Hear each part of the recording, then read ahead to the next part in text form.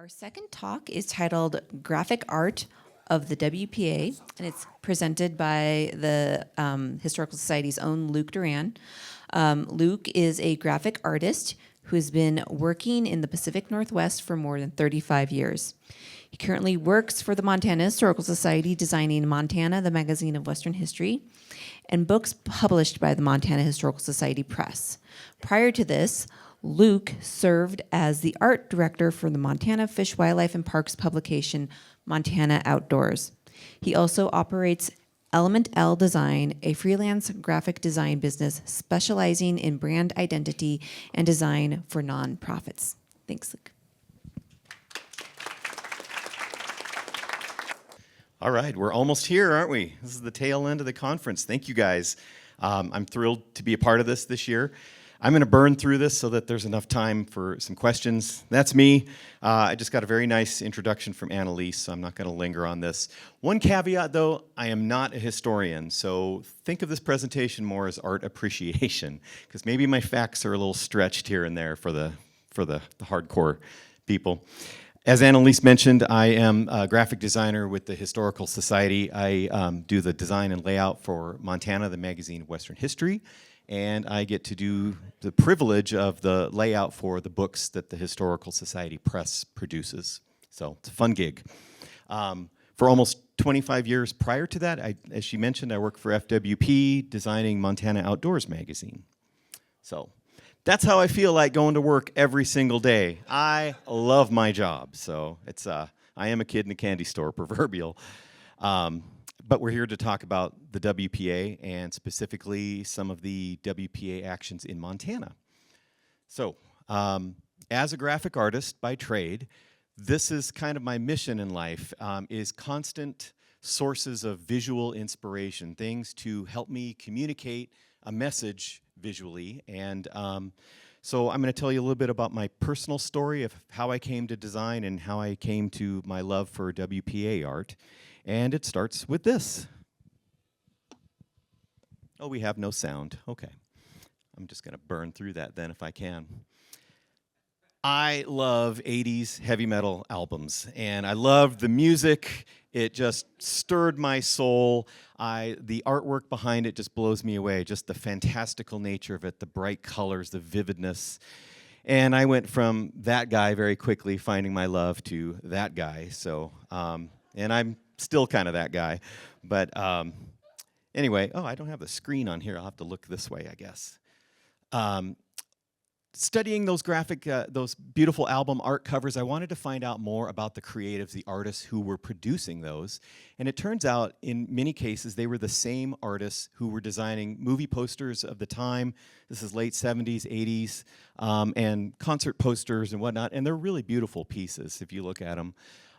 That had me into a deep dive of finding out who these artists were. Artists like Ralph McQuarrie, who did the concept art for the Star Wars world, and Tom Young, who actually crafted some of the most memorable Star Wars posters.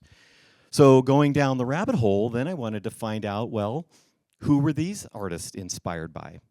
And they were inspired by travel posters that were being produced in the 1950s by Amtrak and Greyhound Bus, compelling people to visit the West, to travel and enjoy things like Disneyland. These came from artists like Mary Blair, a wonderful artist who worked for Disney, and Bjorn Aronson. Maybe some of you have seen some of these. This is all we know about Bjorn Aronson, his name and this art. I have done a deep dive. I can't find anything else about this guy. He's almost lost to history. So if somebody wants a challenge, learn about Bjorn. But who were these creatives inspired by? So this is the 1950s. It turns out 15, 20 years before that, they were inspired by the artists of the WPA. And there were many artists in this whole collective, and they had many different styles. But as you'll see, collectively, there is sort of a look to this style of art. And it's very beautiful, isn't it? This is wonderful stuff. You're probably most familiar with the national park posters. Those were probably the most prolific or long-standing memorable in pop culture, in today's culture, when we think about WPA design, but there was a lot more to it. And this is what they look like. As you can see, in terms of production and printing, they're somewhat simplistic designs. The wording on them, which is just as important as the visuals, is usually succinct, maybe just a headline or a message to compel you to act upon something, and then just a few spare colors. So most of these were produced without what we call four-color printing or full-color printing, which is kind of what we do today. These were one color laid down on a piece of paper at a time, color by color. So the colors often are minimal. But the craft of these artists could really do these beautiful, complex things like this jellyfish in the aquarium poster. But that's not a four-color printing job. So I usually, when I start this talk, I go all the way back to the Hayden expedition, the USGS expedition that explored Yellowstone back in the 1870s, because there is a tie all the way up to the WPA. But today, we're going to start with this scene. I'm sure you've seen the Dust Bowl. You know where we're talking about. 1930s and the Great Depression. And out of that, just a brief history. You guys probably know more about the actual WPA than I do. But from that desperation, President Roosevelt established the PWA, the Public Works Administration, in 1933. This was one of his very first acts as president. He'd just been elected. Anybody watching the PBS series on the Roosevelts right now? It is so good. I urge you to take the time and watch that. It's a 8-part series, I think, and they talk about this. This was big picture stuff with the PWA. So they were doing gigantic structural projects like Hoover Dam, putting people to work, labor jobs mostly, Lincoln Tunnel, here in Montana, Fort Peck Reservoir. So they built the dam with the PWA. 2 years later, the U.S. Supreme Court ruled it unconstitutional and an improper use of or how they spent that money. So the PWA was very short-lived, only 2 years. But think about what they accomplished in that time. They rebuilt America. So he took another crack at this, and he established the WPA. The WPA. And this is the Works Progress Administration, started as the Works Projects Administration. And this one focused on people. So this was putting people to work, employing in cleaning, in construction, in textiles, manufacturing, pretty much everything under the sun. A lot of people were employed under the WPA. Anybody recognize where this is? Somebody? Where is this? Yes, it is Glacier. So this is a CCC, a Civilian Conservation Corps, kind of adjacent to the WPA, but they worked in concert a lot together, building a trail. This is the Hidden Lake Trail that exists today in Glacier National Park. In Montana, though, WPA and CCC had a lot of impact. They built a lot of things, including the Great Falls Civic Center, things that are still up today, the Madison County Square Fairgrounds, listed in the 101 places in the new book of Montana, 7 wooden structures in Madison County, Twin Bridges. They built a hatchery, a fish hatchery in Creston, up near Kalispell.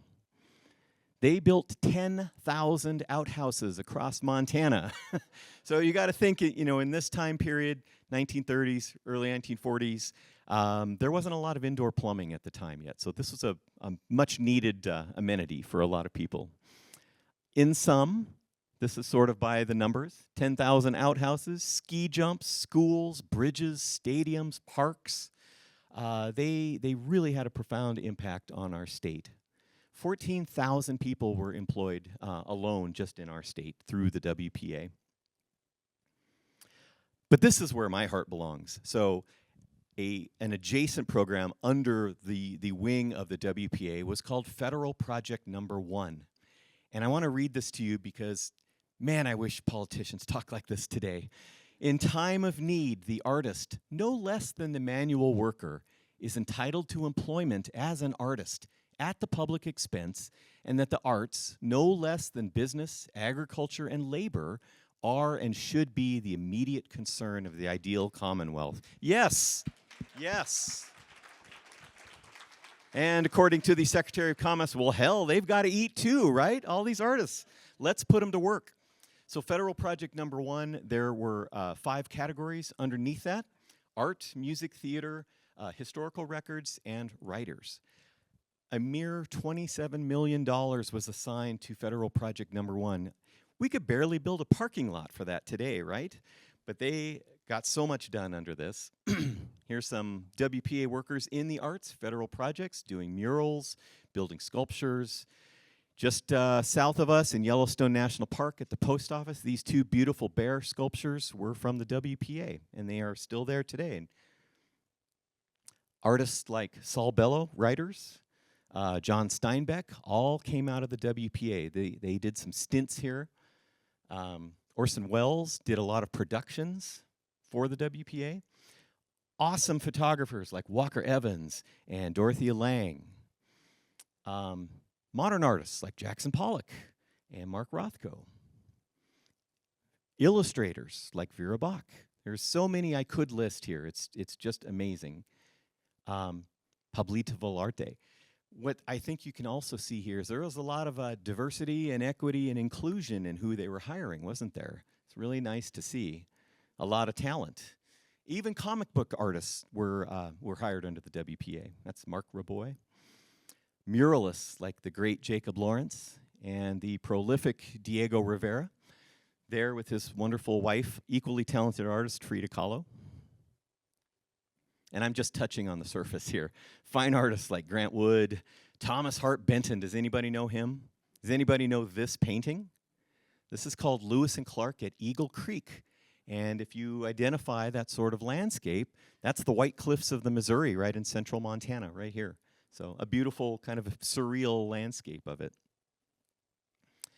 These are the ones that I have an affinity for. These are the graphic designers. They weren't called graphic designers at that time period, but Blanche Grams, Alice Selenkoff.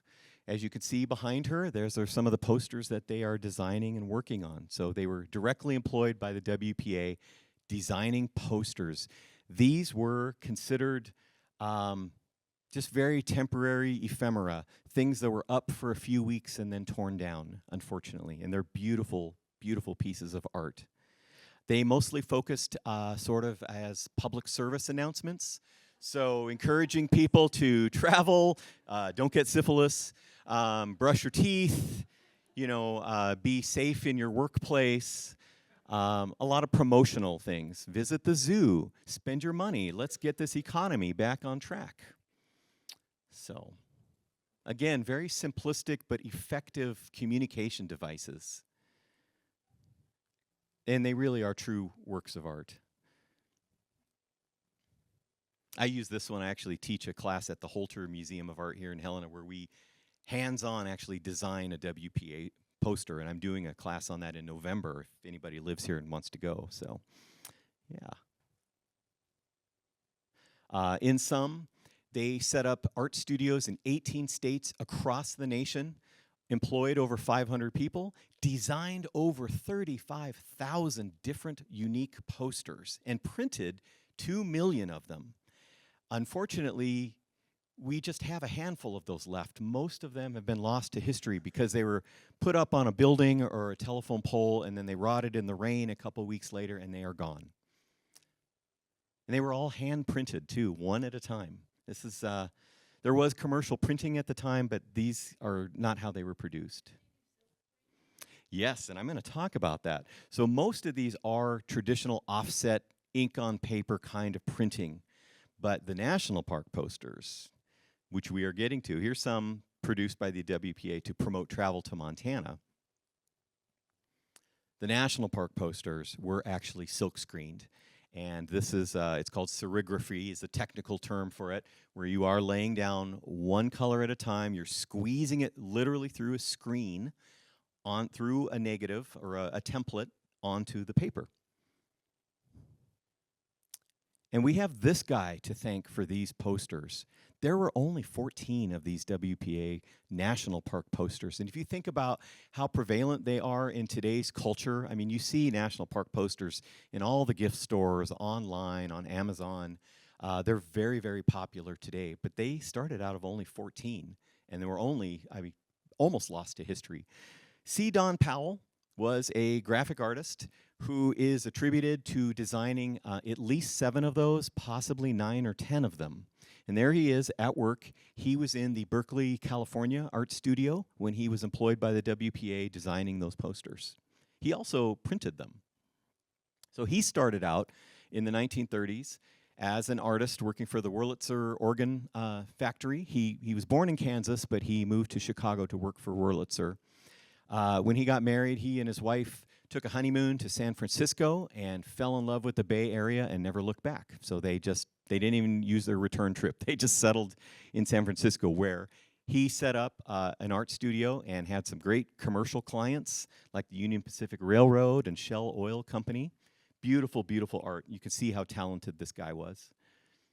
And then it crashed, and then the Depression happened. He was out of work. He lost his business, and he found temporary work as a flagman for the WPA with the highway system and the railroads.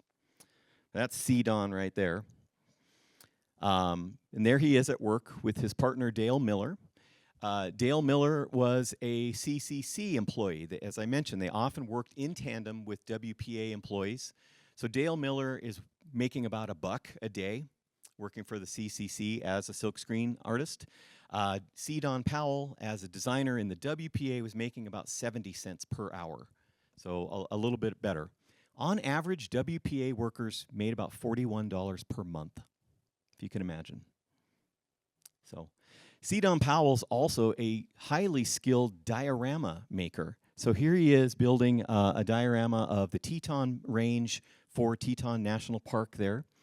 And as you can see, he used that finished diorama as his inspiration to design the Jenny Lake, a Teton National Park WPA poster.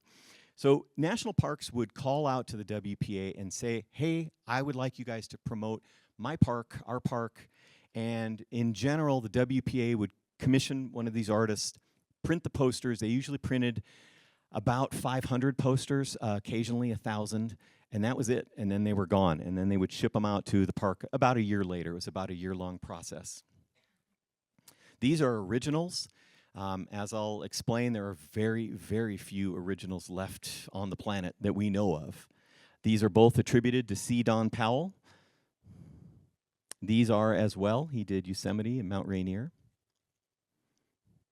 This is one not designed by C. Don Powell. And you can see it's a slightly different style, different typography and whatnot.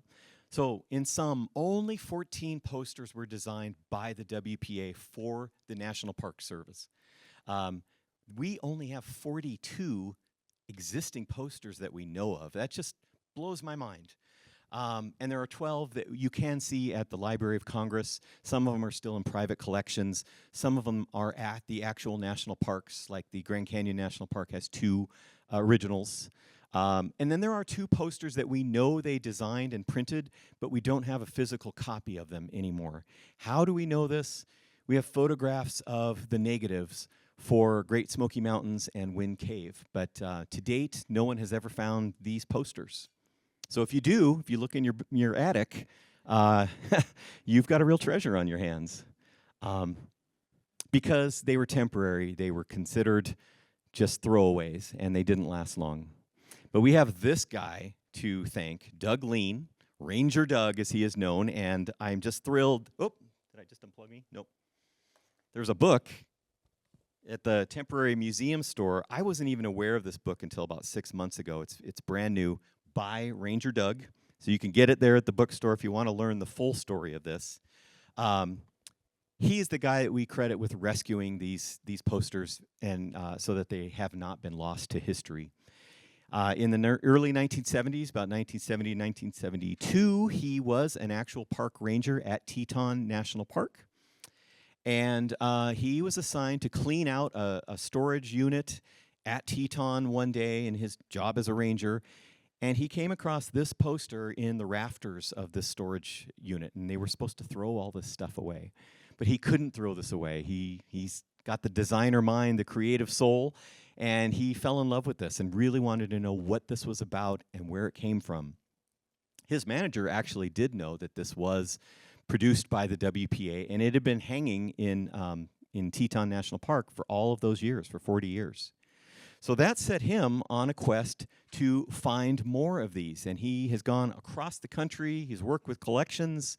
And the 12 that are at the Library of Congress were ones that he has recovered in his research and findings. So thank you, Ranger Doug. Ranger Doug went on to found a company because he found that there was demand for these. So by this time, he was a retired dentist, actually, lived in Alaska for a long time, but he set up an art studio in Seattle where they have painstakingly handcrafted and brought these posters back to life based on the originals. They are hand silk screened. And so these are ones that are produced by Ranger Doug. So we finally get to see a great Smoky Mountains poster. He's guessing at what the actual colors were on this because we truly don't know. And in his book, it details how sometimes he's gotten it totally wrong. So when they do find an original poster, he'll retool it and try to faithfully reproduce it in the correct colors. He's also gone on, his company, to design WPA posters in that style for monuments and parks that did not exist during the WPA, so like Biscayne. And for the national monuments as well. So there's quite a collection at Ranger Doug now, and they're all beautiful pieces of work, hand silk screened. I'm going to skip this whole part in the interest of time, but from a graphic design perspective, I just wanted to give you a basic structure. Typically, these designs are done in thirds, almost like in photography. You've heard about the rule of thirds. So the interest is aligned along those thirds. In this case, we've got visuals in the middle and the information, the type on the top and the bottom. And it's very short sentences, just the facts, ma'am, just what you need to know about where you're going and why you should visit this place. So that's just the type. It's all hand-drawn type at this time. This is before Mac computers and fonts. And it's mostly in the Art Deco style, because that was very popular at that time, starting in the late 1890s, all the way through the 1950s. They leaned on this heavily for the look. So I want to talk about the printing process. You asked about silk screening really quick. Anybody want to guess how many colors of ink were laid down for this poster?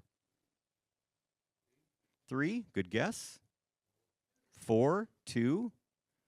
Okay, you're right on the money. It's 4.